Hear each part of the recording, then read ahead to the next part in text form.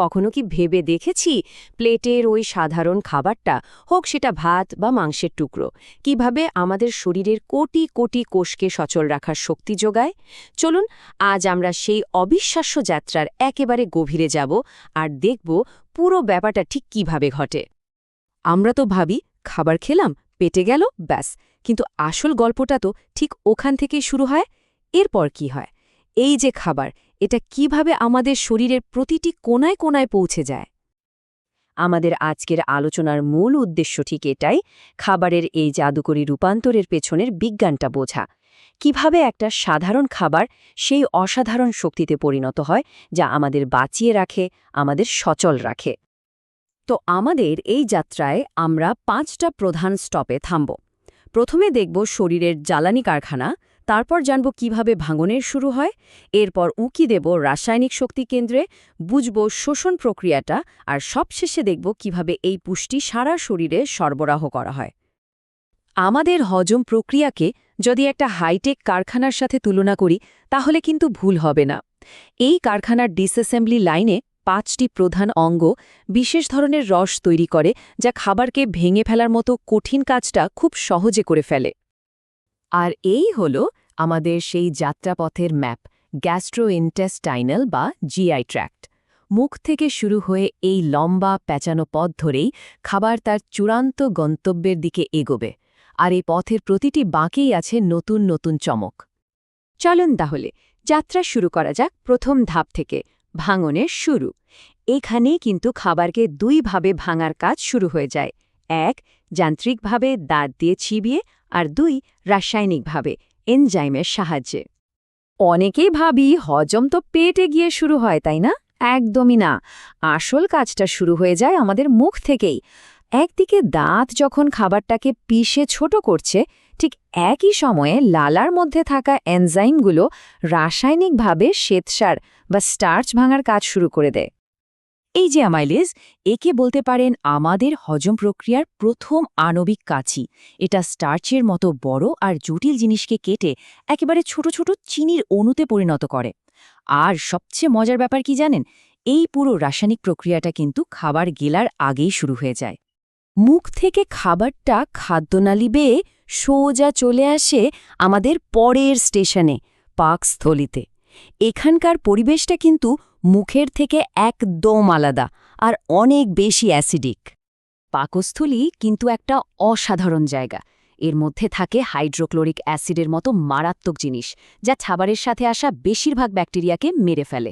শুধু তাই নয়, এটা প্রোটিনের মতো জটিল অণুর প্যাঁচানো গঠনটাকেও সোজা করে দেয়। ভাবছেন এই অ্যাসিড পাকস্থলীকেই পুড়িয়ে ফেলে না কেন? কারণ একটা পুরু শ্লেষ্মার আস্তরণ দেয়ালের মতো পাকস্থলীকে রক্ষা করে, আর এখানেই মাঠে নামে পেপসিন নামের এনজাইম, যা প্রোটিন হজমের কাজ শুরু করে। আর পেপসিন ঠিক এভাবেই কাজ করে। পাকস্থলীর অ্যাসিডের ছোঁয়া পেলেই ওটা সক্রিয় হয়ে ওঠে, আর কাঁচির মতো প্রোটিনের লম্বা চেইনগুলোকে কেটে পলিপেপটাইড নামের ছোট ছোট টুকরো করে ফেলে। প্রোটিন হজমের পথে এটাই হলো প্রথম আর খুব গুরুত্বপূর্ণ একটা ধাপ। এতক্ষণ যা দেখলাম সেটা তো ছিল শুধু প্রস্তুতির পর্ব। আসল জাদুটা কিন্তু ঘটে এর পরের ধাপে, ক্ষুদ্রান্ত্র বা স্মল ইন্টেস্টাইনে। এটাকেই বলা যায় হজম প্রক্রিয়ার মূল কেন্দ্র, যেখানে অনেকগুলো অঙ্গ একসাথে মিলেমিশে রাসায়নিক প্রক্রিয়াটাকে চূড়ান্ত পর্যায়ে নিয়ে যায়। কিন্তু এখানে একটা বড় সড় সমস্যা আছে। আমরা সবাই জানি তেল আর জল কখনো মেশে না।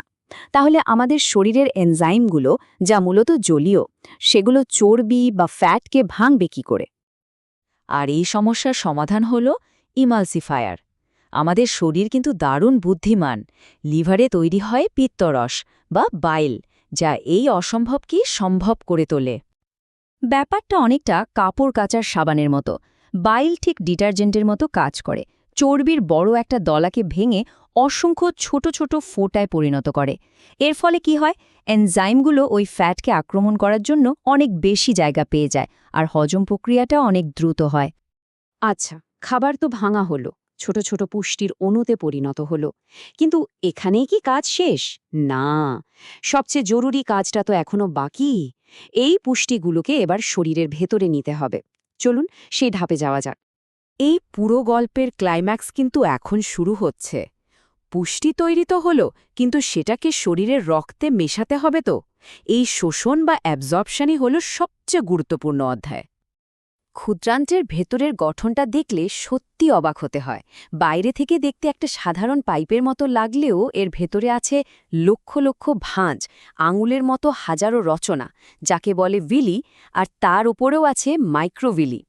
এই সব মিলিয়ে এর ভেতরের ক্ষেত্রফল প্রায় একটা টেনিস কোর্টের সমান, ভাবা যায়?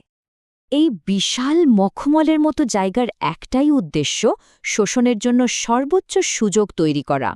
ঠিক এখানেই পুষ্টির ছোট ছোট অণুগুলো অন্ত্রের দেয়াল পেরিয়ে সোজা রক্তপ্রবাহে ঢুকে পড়ে। পুষ্টি তো রক্তে মিশে গেল, এবার শুরু হবে যাত্রার শেষ পর্ব, ডেলিভারি। কিভাবে এই শোষিত পুষ্টিগুলো শরীরের ঠিক যেখানে যেখানে দরকার সেখানে পৌঁছায়, চলুন দেখে নিই। এখানে পুষ্টি উপাদানগুলো দুটো আলাদা রাস্তা ধরে। যারা জলে গুলে যায়, যেমন চিনি বা অ্যামাইনো অ্যাসিড, তারা সরাসরি রক্তে মিশে যায়।